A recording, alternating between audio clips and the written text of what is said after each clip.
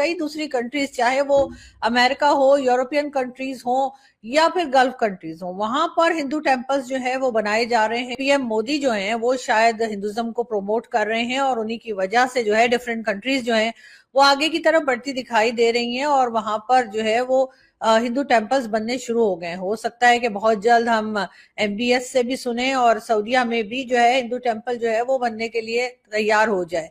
और ये भी क्रेडिट खैर अबू धाबी के अंदर जो बाब्स मंदिर है उसका इफ्तिताह करके आए थे।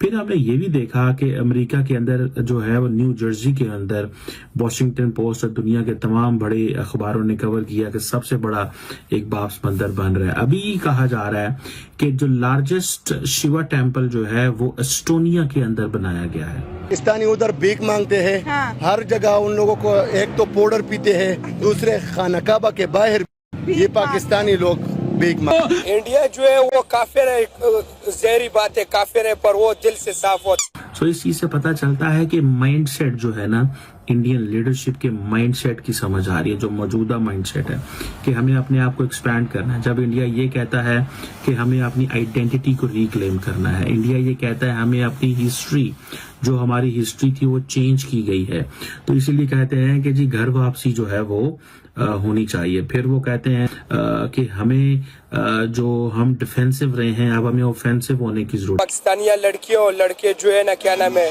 चोरियां किए, वो पैसे लोगों से मांगते हैं। तो उनकी वजह से जो है ना दुबई हो गया या सऊदीया हो गया, पाकिस्तानियों के वीजा नहीं। इसराइल ने एक्सेप्ट किया है दुबई को। इंडियन गवर्नमेंट ने हाथ मिलाया है यूएई गवर्नमेंट के साथ। उसके शेख ने कहा है कि पाकिस्तानियों का वीजा। जय हिंद दोस्तों, आप देख रहे हैं दुनिया में सनातन कितनी तेजी से फैल रहा है। यूएई में सबसे बड़ा बैप्स मंदिर बना और उसके बाद यूएसए में भी न्यू जर्सी के अंदर बैप्स मंदिर बना। अब एस्टोनिया से खबर आ रही कि लार्जेस्ट शिव टेम्पल बना है और वहीं कहीं सऊदी अरब में भी मंदिर न बन जाए। दोस्तों इसी के ऊपर पूरा पाकिस्तान डिस्कस कर रहा है और भारत के जो लीडरशिप है इसके बारे में भी कमर चीमा साहब काफी कुछ डिस्कस कर रहे हैं। आप इस वीडियो को एंड तक जरूर देखिए। चैनल पर नए हैं, चैनल को सब्सक्राइब करना मत भूलिएगा। दूसरी कंट्रीज, चाहे वो अमेरिका हो, यूरोपियन कंट्रीज हो या फिर गल्फ कंट्रीज हो, वहां पर हिंदू टेम्पल्स जो है वो बनाए जा रहे हैं। और बल्कि अबू धाबी का जब बना था तब तो पीएम मोदी गए भी थे और उन्होंने वहां जाके इनॉग्रेशन में भी हिस्सा लिया था। और अब कहा यह जा रहा है कि पीएम मोदी जो है वो शायद हिंदुज्म को प्रमोट कर रहे हैं और उन्हीं की वजह से जो है डिफरेंट कंट्रीज जो है वो आगे की तरफ बढ़ती दिखाई दे रही हैं और वहां पर जो है वो हिंदू टेम्पल्स बनने शुरू हो गए। हो सकता है कि बहुत जल्द हम एमबीएस से भी सुने और सऊदीया में भी जो है हिंदू टेम्पल जो है वो बनने के लिए तैयार हो जाए। और ये भी क्रेडिट खैर बहुत से लोग पीएम मोदी को दे रहे हैं, लेकिन साथ साथ उन कंट्रीज को भी मैं कहूंगी कि बहुत अच्छा काम वो कर रहे हैं और ऐसा करना ही चाहिए। और अब एक बार फिर जो बात की गई है वो ये कि जी यूरोपियन कंट्रीज में एस्टोनिया एक कंट्री है और वहां पर जी कहा यह जा रहा है कि लॉर्ड शिवा का जो टेम्पल है, सबसे बड़ा टेम्पल लॉर्ड शिवा का, वो बनाया जा रहा है। क्या एक तरह से पाकिस्तान में भी ये सब कुछ पॉसिबल है? मेरे ख्याल से नहीं है। बहुत से लोगों का कहना ये है कि जी पाकिस्तान जो है उसको भी इसी तरफ जाना चाहिए। पाकिस्तान को भी जो है वो हिंदू टेम्पल्स जो है वो पाकिस्तान में बनने चाहिए और रिलीजियस टूरिज्म जो है उसकी तरफ जाएं तो पाकिस्तान बहुत कुछ कमा सकता है, बहुत पैसा मिल सकता है और उस टूरिज्म के जरिए जो है इकोनॉमी जो है वो काफी हद तक ठीक की जा सकती है। क्वेश्चन ये है कि भारत ये टेम्पल क्यों बना जा रहा है या क्यों सपोर्ट कर रहा है। या पहले हमने देखा कि अमेरिका के अंदर एक बहुत बड़ा टेम्पल जो है वो बनाया गया। फिर हमने देखा अबू धाबी के अंदर एक बहुत बड़ा टेम्पल का इफ्तिताह हुआ। जब आपको याद होगा prime minister Modi I think April May में जब इलेक्शंस थे तो वो फरवरी के अंदर अबू धाबी के अंदर जो बाब्स मंदिर है उसका इफ्तिताह करके आए थे। फिर हमने ये भी देखा कि अमेरिका के अंदर जो है वो न्यू जर्सी के अंदर वॉशिंगटन पोस्ट और दुनिया के तमाम बड़े अखबारों ने कवर किया कि सबसे बड़ा एक बाब्स मंदिर बन रहा है। अभी कहा जा रहा है कि जो लार्जेस्ट शिवा टेम्पल जो है वो एस्टोनिया के अंदर बनाया गया है और ये पूरी कॉम्प्लेक्स है। तकरीबन 5500 स्क्वायर मीटर की कॉम्प्लेक्स है और ये इसके अंदर आप ये समझ लें कि जो एंशिएंट इंडियन आर्किटेक्चरल प्रिंसिपल्स हैं, आगमा, स्लीपा, शास्त्रा, वो वहां पे मौजूद हैं।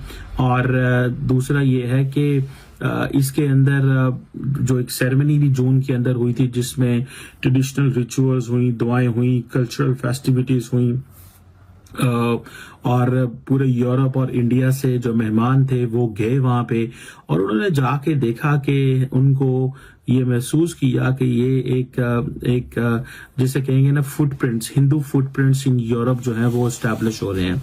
मुझे ऐसे लग रहा है कि under the leadership of Narendra Modi India जो है वो अपनी आइडेंटिटी को, अपने जो रिलेशंस को या अपनी जो जिन मुल्कों के साथ इकोनॉमिक बिजनेसेस उनके बहुत अच्छे हैं उनके साथ चीजों को रीड्रॉ कर रहे हैं और वो ये समझता है कि इट इज नेसेसरी, ये बहुत जरूरी है कि ये लिंकेज बिल्ड किया जाए। अब होता क्या है कि आप देखें कि जो शिव टेम्पल है वो कहते हैं जी कि ये सनातन धर्म जो है उसकी जो इटर्नल टीचिंग्स हैं उसकी डेडिकेशन है।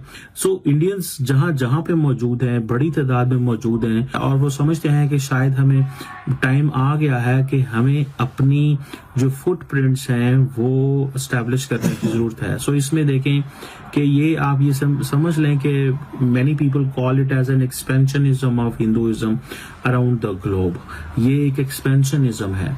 सो इस चीज से पता चलता है कि माइंडसेट जो है ना, इंडियन लीडरशिप के माइंडसेट की समझ आ रही है, जो मौजूदा माइंडसेट है कि हमें अपने आप को एक्सपैंड करना है। जब इंडिया ये कहता है कि हमें अपनी आइडेंटिटी को रिक्लेम करना है, इंडिया ये कहता है हमें अपनी हिस्ट्री, जो हमारी हिस्ट्री थी वो चेंज की गई है। जब मुसलमान आए इंडिया के अंदर, उन्होंने बेसिकली एक पूरे का पूरा जो स्ट्रक्चर है बदल दिया, लोगों को मोटिवेट किया गया कि वो अपना मजहब करें। तो इसीलिए कहते हैं कि जी घर वापसी जो है वो होनी चाहिए। फिर वो कहते हैं जी फॉर एग्जांपल कि हमें जो हम डिफेंसिव रहे हैं अब हमें ऑफेंसिव होने की जरूरत है। हमने तो कोई कसर नहीं छोड़ी दूसरे मुल्कों में जाके जुराइम करने की। ना ईरान हमें वीजा दे रहा है, ना हमें इराक दे रहा है, ना सऊदी अरेबिया दे रहा है, ना यूएई दे रहा है, और पाकिस्तान में रहने वाले हालात हैं नहीं।